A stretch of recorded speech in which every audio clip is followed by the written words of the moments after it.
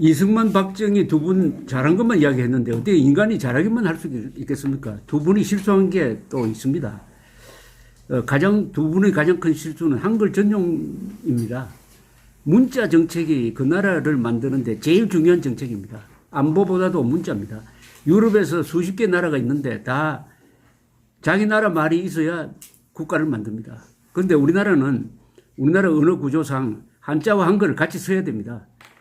단어의 60%, 70%가 한자어로 돼 있어요. 이것은 한자어로 표기를 해야 됩니다. 그걸 한글로 쓰면 다 암호가 돼버립니다. 그런데 이 박정희, 이승만 두 사람이 한글 전용 정책을 시작을 했습니다. 나중에 박정희 대통령은 이거 잘못했다라고 알았지만 그걸 뒤집기가 힘들었습니다. 왜냐? 한글 전용을 하면 쉽거든요. 사람이 쉬운 쪽으로 가게 돼 있습니다. 어려운 쪽으로 가기 싫어해요. 자, 그러다가 보니까 지금 어떤 현상이 일어나고 있느냐. 한국 사람들의 분별력이 망가지고 있습니다. 세계에서 가장 잘 속는 사람이 한국 사람인 줄 알았더니 이번에는 보니까 미국 사람도 잘 속더라고요. 왜 잘 속느냐. 이런 언어를 계속 쓰면 속게 돼 있습니다. 여러분들 시험 삼아 과학 논문 한번 읽어보십시오. 그게 읽을 수가 있는지 읽을 수가 있죠. 의미가 한글 전용으로 된 논문을 어떻게 읽습니까? 모르죠.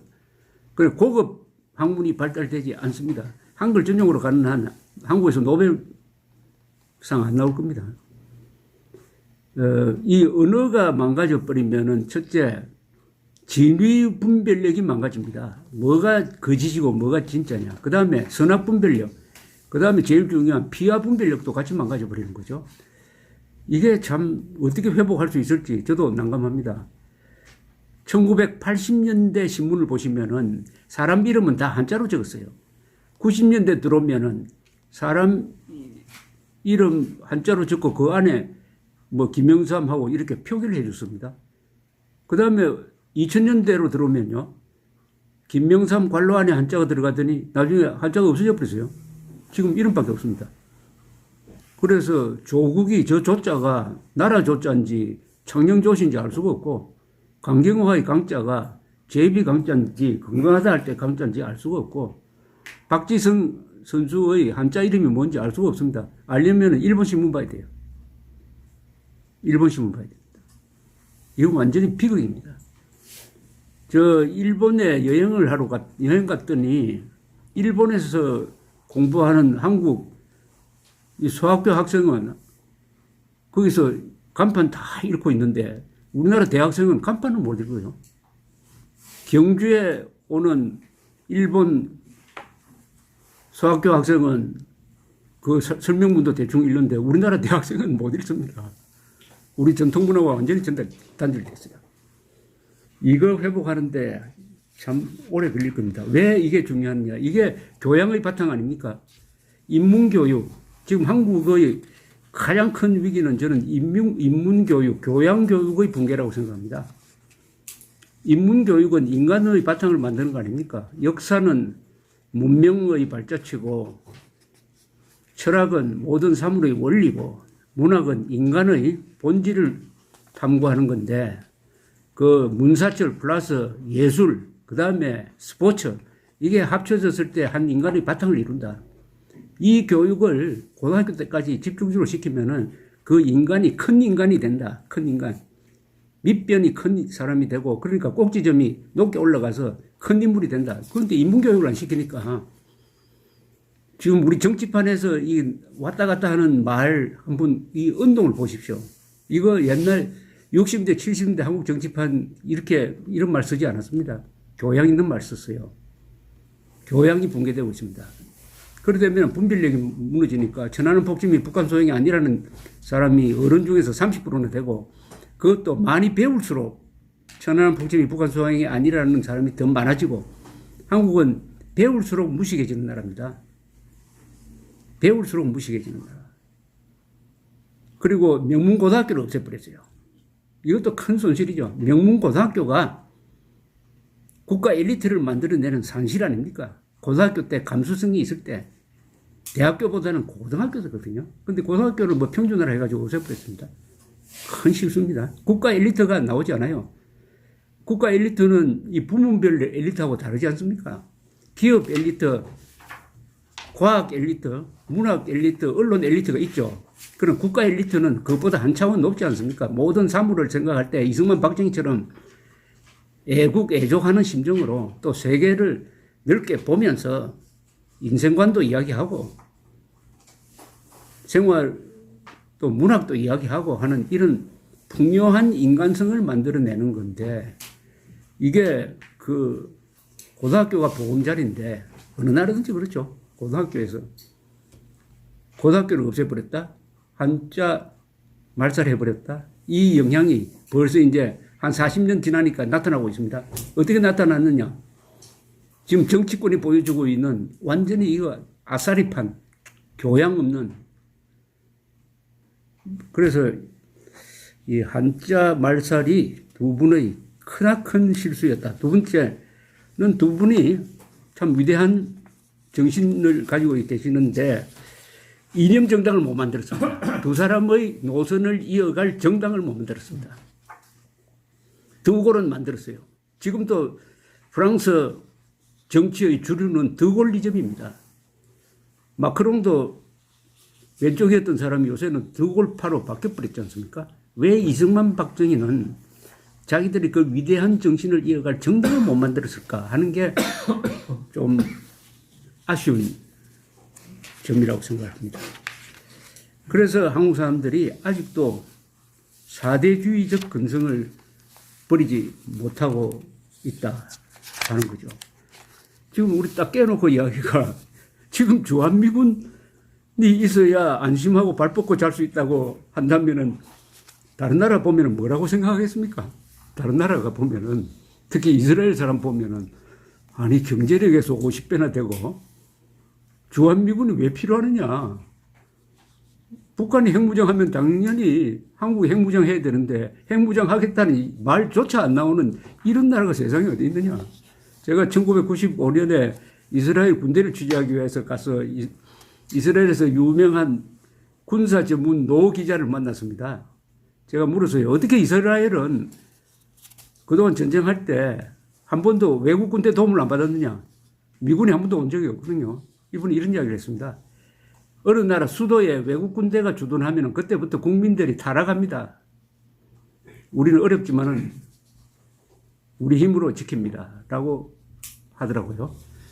자주국방 의지를 우리가 잊어버렸습니다. 자주국방 의지를 잊어버리니까 자유통일 의지도 같이 잊어버린 거죠.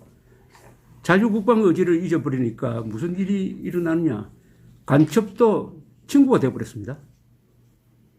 아니 이 나라는 내가 지켜야 된다고 생각하면은 이 좌익 준동이 가능하겠습니까? 다 몽둥이 들고 나와가지고 잡을 텐데 아니 국방은 미국이 알아서 해주는데 내가 뭐 굳이 나서가지고 간첩 잡는다고 좌익 욕한다고 내가 뭐 하려고 할 거냐. 그 사람들하고 완오버 대응으로 뭐 같이 친하게 지내면 좋지 하는 이런 거 된 거 아닙니까? 아니 우리는 이스라엘 같이 살아야 될 나라인데 저 남태평양처럼 살고 있으니까 참고로 이스라엘에서는 지금도 언론 검열합니다. 이스라엘에서는 언론 검열하는 부대가 있습니다. 그래서 자발적으로 하죠. 물론. 그래서 이스라엘에서는 뭐 작전하다가 죽은 사람 이런 사람 사진 뭐 안 내잖아요. 그리고 언론 검열에 다 찬동하고 모사드에 대해서 그 예산이라든지 뭐 이런 거 무제한 아닙니까? 세상의 정보기관이 공개기관이 되고 있지 않습니까? 요새는 정보기관이 비밀을 잃어버리고 정보기관이 행정기관 비슷하게 돼가지고 이스라엘의 모사드는 암살 부대 아닙니까? 그게 어떻게 정보부대이기도 하지만 1972년에 뮌헨에서 이 아랍 테러 조직이 테러를 해가지고 11명을 죽었을 때 그때 골다 메이어 수상이 암살단을 만들어가지고 20년 동안 쫓아다니면서 관계자들 다 잡아 죽였지 않습니까? 20년 동안. 우리가 그렇게 해야 생존할 수 있는 나라 아닙니까? 그런데 한미동맹의 참 좋은 점이 많죠. 그러나 한미동맹의 부작용 또한 있었다는 것. 세상에 어떤 일이 100% 좋기만 하겠습니까? 한미동맹의 부작용을 우리가 지금 한 30%라 생각하면 이 30%가 한국 사람들의 정신을 좀 먹었다. 북한은 자주국방하는 나라다.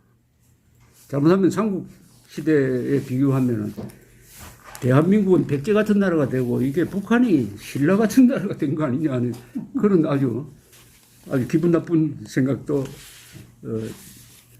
듭니다. 말이 나왔으니까 그런데 아까 대전략을 이야기했는데 우리나라가 앞으로 자유통일로 나아갈 때 참고로 해야 될 사례가 있다면 우리 민족사에서는 신라의 삼국통일이죠. 성공한 통일. 그 다음에 외국 사례로는 역시 수독의 동독흡수통일이라고 생각을 합니다. 두 가지를 다 교과서로 삼아야 되는데 신라의 삼국통일은 우리가 배울 점이 많죠. 신라가 삼국통일하는 데는 우선 내부 단결이 잘 됐습니다. 화랑도와 호국 불교의 단결, 그리고 가야계인 김유신과 신라 진골 출신인 김춘추의 단결, 내부 단결이 잘 됐습니다. 그리고 신라는 56대 왕입니까? 중에서 암살이나 쿠데타로 이게 정권 교체가 변칙적으로 간 거는 5번밖에 없다고 그래요. 굉장히 정권이 안정되어 있었습니다. 정치를 잘한 나라죠, 신라는. 그리고 중국에서 수나라 일어나고 당나라 일어날 때 국제 정세가 변할 때 바로 세계 최강대국인 당과 동맹국이 되었다. 당과 동맹국이 저절로 온 거 아니잖아요. 김춘추가 동맹을 맺기 위해서 고구려 찾아갔다가 퇴짜 안 맞고 일본까지 찾아갔다가 소득이 없으니까 결국 당태종을 만나러 가서 결국 나당 동맹이 만들어졌다. 외교의 성이죠. 우리나라 역사에서 가장 외교를 잘한 사람은 한미동맹을 만든 이승만, 나당 동맹을 만든 김춘추입니다. 뭐 그런 데서. 그 다음에 어마어마한 뭐라고 할까요? 자주정신. 660년에 백제를 멸망시킨 뒤에 사실은 소정방이가 그때 13만 명을 가지고 왔는데 아예 이 내친 김에 신라까지 먹으려고 그랬어요. 그러니까 이걸 낌새친 김춘추가 그때는 태종부 연왕이죠. 회의를 소집을 합니다. 이거 어떻게 할 거냐 하니까 어떤 신하 한 사람이 아니 우리가 먼저 이렇게 당할 수 없으니까 우리가 먼저 기습합시다. 태종부 연왕이 아니 우리를 도와가지고 지금 백제를 멸망시켜준 아버지 같은 나라인데 어떻게 우리가 칠 수 있느냐 하니까 김유신이 유명한 말을 합니다. 뭐라고 하느냐. 개는 주인을 두려워하지만 주인이 개의 다리를 밟으면 물어야 합니다. 라고 얘기해요. 그래서 임전태세를 갖추니까 소정방이 그냥 돌아갑니다. 고종한테 귀국보고를 합니다. 당 고종입니다. 고종이 아니 내친 김에 왜 신라마저 치지 않았냐. 여기에 대해서 삼국사기에 따르면 소정방이 이렇게 대답을 했다고 합니다. 신라는 비록 나라는 적지만 임금은 백성을 사랑하고 신하는 나라에 충성하며 아랫사람은 윗사람을 모시기를 부영과 같이 하므로 함부로 도모할 수가 없었습니다. 라고 이야기를 했습니다. 그러니까 임금, 백성, 신하 그리고 아랫사람, 윗사람이 똘똘 뭉쳐 있었다. 이거죠. 결국 김춘추 태종무열왕은 660년 그 다음에 죽죠. 그 다음에 아들인 김범민이 문무왕이 됩니다. 문무왕이 되어서 백제 부흥운동을 분쇄를 하고 신라가 구원군을 보냈을 때 3만 명 되는 해군을 백총강의 해전에서 섬멸하고 그 다음에 고구려를 멸망시키고 이렇게 해놓으니까 그 다음에 당나라가 본색을 드러내가지고 신라마저 먹으려고 할 때 7년간의 대당 결전을 통해서 세계 최대 강대국인 그것도 당시에 최고 전성기의 세계 제국을 7년 동안 싸워가지고 한반도에서 밀어냈다. 그래서 중국도 이 신라라는 나라는 다른 나라와는 달리 우리한테 도전하는 나라는 아니고 한반도 정도만 차지하려고 하니까 분수를 아는 민족이니까 한반도는 줘버리자 해가지고 안동도호부를 평양에서 만주로 옮기죠. 그게 676년 따라서 삼국통일이 완성되는 해입니다. 이런 신라의 자주정신이 어디서 나왔느냐에 대해서는 여러 가지 요새 고고학자들이 분석하는 게 있습니다. 그래서 신라의 지배 민족은 저 흉노계통이고 해가지고 저 한족에 대해서 처음부터 상당한 우월감을 오히려 갖고 있었다. 뭐 이런 이야기도 하는데 하여튼 이 신라의 삼국통일에서 나타난 자주정신 그리고 유연한 외교 그리고 신라는 당나라하고 싸우면서도 휴전 전쟁을 아주 이렇게 능수능란하게 합니다. 포로 잡으면 다 보내주고 또 미안하다고 그러고